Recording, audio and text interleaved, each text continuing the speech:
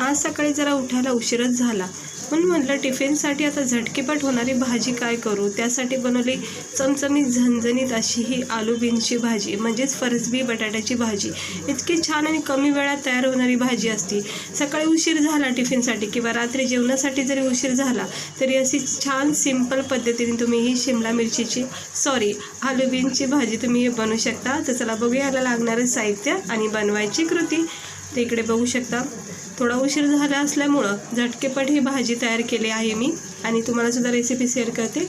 तर एका पॅनमध्ये मी तेल तापत ठेवलं आहे आणि त्यामध्ये 1 वाटी म्हणजेच 1 मोठा कांदा बारीक चिरून घेतलेला आहे. खूप छान आणि झटकेपट टिफिनसाठी ही उत्तम भाजी आहे.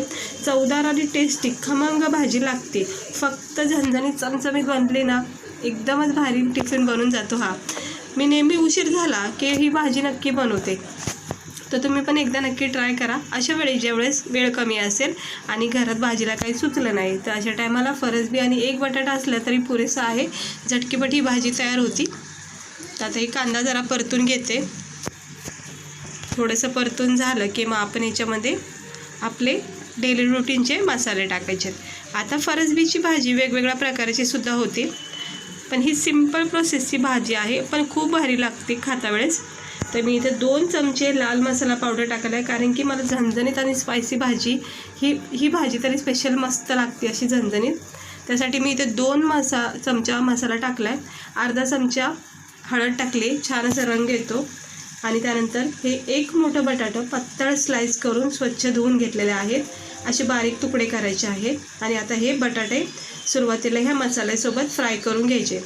कारण की शेंगा जे असतात ना, कुठल्याही असो, शेंगाच्या क्वांटिटीमध्ये बटाट्यामध्ये कच्चापणा भरपूर असतो. त्यामुळे काय होतं, सुरुवातीला असं मसाल्यामध्ये थोडंसं बटाटा फ्राय करून घ्यायचा, म्हणजे जरा परतून घ्यायचा आणि याच्यामधला कच्चापणा अगदी अर्धा% कमी होतो. म्हणजे 100तला अर्धा% ह्याच्यातला कच्चापणा कमी होतो आणि जो पण राहिला असतो तो भाजीमध्ये शिजला जातो. त्यामुळं काय होतं, भाजी लगेच बनून जाते. कारण शेंगा असो पालाभाज्या असो ह्या लगेच तयार होतात वाफेवर. त्यामुळं हे बटाटा जो असतो ना थोडासा फ्राय करून घ्यायचा वाफेवर. हे बघू शकता. आता चांगलं याला मी थोडंसं वाफेवर आणि तेलामध्ये परतून घेतलेलं आहे. आता हे थोडेसे नरम सॉफ्ट फोडून झालेले आहेत बटाटे भाजीमध्ये. आता हे झटकेपट शिजून जातील. आता आपण काय करायचं, कट केलेली याच्यामध्ये बीन्स जी आहे, फरसबी आपण बोलतो, ते याच्यामध्ये टाकून घेऊया.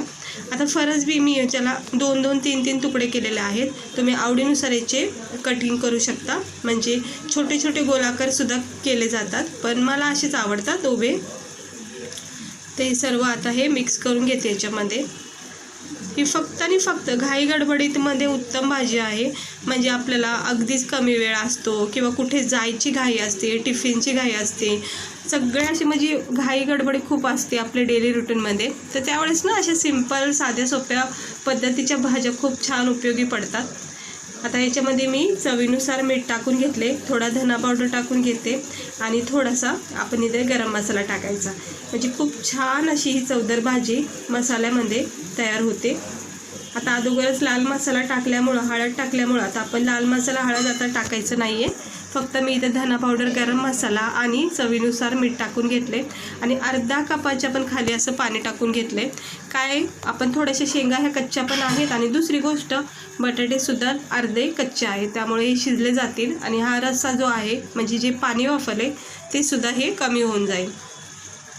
हे बघा, आपल्याला हे शेंगा आणि बटाटे शिजण्यापुरतं आपण हे याच्यामध्ये पाणी टाकून घेतलेलं आहे. अगदी थोडं टाकायचं आहे आणि जर तुम्हाला पातळ रश्श्याची हवी तर मग याच्यामध्ये पाणी थोडंसं अजून तुम्ही टाकू शकता.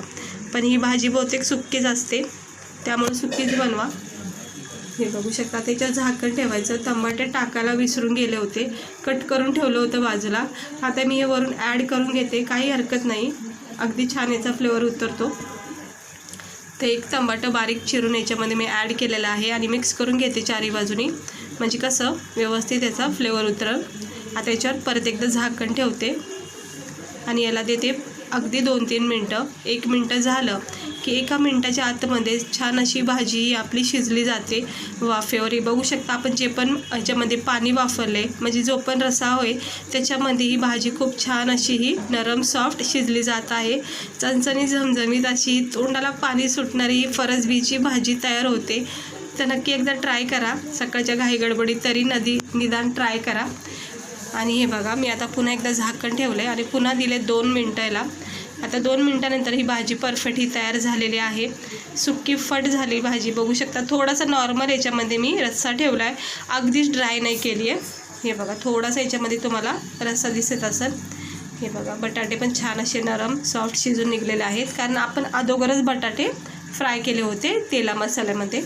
तर आता झाली आपली भाजी तयार बघू शकता. मस्त अशी ही खमंग टेस्टी आणि चवदार अशी ही आलू बीनची भाजी तयार होती. सिंपल आहे, साधी सोपी पद्धत आहे. काही मसाले वगैरे काहीच लागत नाही, जास्त असं काही वाटण नाही, काही नाही. अगदी सिंपल पद्धतीने मी तुम्हाला आज ही भाजी दाखवली. म्हणून आपण जरा हे बटाटे चेक करूया. हे बघा, सहजपणे कट झालं आहे, मस्त झालं आहे बटाटे शिजून. आणि ही अशी भाजी तुम्ही नक्की ट्राय करा एकदा, तुम्हाला खूप आवडेल अशी भाजी. याच्यामध्ये हवं तर तुम्ही थोडासा शेंगदाण्याचा कूटसुद्धा टाकू शकता, ऑप्शन आहे. हे बघा, आता मी ही गरमागरम भाजी जरा प्लेटमध्ये तुम्हाला काढून दाखवते. बघू शकता, मस्त अशी चणचणीत झमझमीत अशी ही तरीवाली आपली ही भाजी तयार झाली आहे खाण्यासाठी. बटाटे फरसबी छानपैकी शिजून निघलेले आहेत, नरम सॉफ्ट. आणि एकंदर इतकी भारी भाजी लागते ना, तुम्ही नक्की एकदा ट्राय करा. भाकरीसोबत, रोटीसोबत आणि राईससोबतसुद्धा तुम्ही याला खाऊ शकता. आणि टिफिनसाठी बोला तर खूपच उत्तम भाजी आहे. सकाळ सकाळ तर ही भाजी झटकीपट होती, कारण सकाळच असा वेळ असते ज्यावेळेस आपल्याला खूपच कामं असतात. त्यावेळेस ना अशा झटकीपट होणाऱ्या भाज्या टिफिनसाठी तरी खूप फायद्याच्या असतात. आणि वरून हेल्दी भाजीसुद्धा आहे ही फरसबीची. तर तुम्ही नक्की ट्राय करा. आणि आवडली असेल तर लाईक करा. आणि अशाच रेसिपी बघण्यासाठी वर्षा किचन चॅनलला सबस्क्राईबर नक्की करा. तर कशी वाटली तुम्हाला माझी आजची सिंपल फरसबीची रेसिपी? तर चला, भेटते मी तुम्हाला पुढच्या व्हिडिओमध्ये एका नवीन रेसिपीसह. आजची रेसिपी आवडली असेल तर लाईक करा आणि चॅनलला सबस्क्राईबर करा.